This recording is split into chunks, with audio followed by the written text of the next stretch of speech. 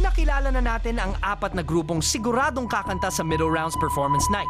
Pero kailangan pa nilang bumuo ng 5th group mula sa bottom 20 boys. Paano kaya nila ito gagawin?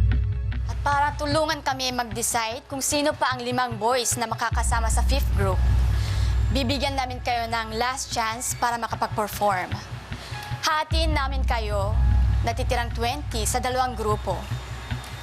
At ang bawat isang grupo ay kailangan mag-perform ng isang boy band hit.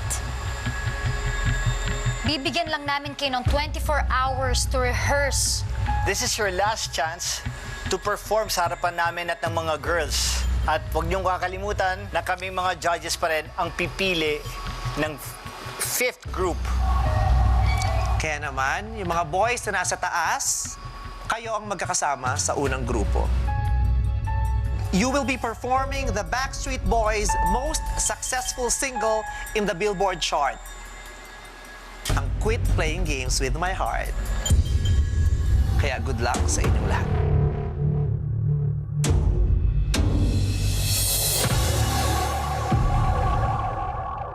Kayo ang magkakasama sa pangalawang grupo. Ang kakantahin nyo ay ang naging second single ng Backstreet Boys. Ang title nito ay As Long As You Love Me. Alam nyo? Good luck sa inyo. Aralin nyo mabuti. Good luck! Good luck!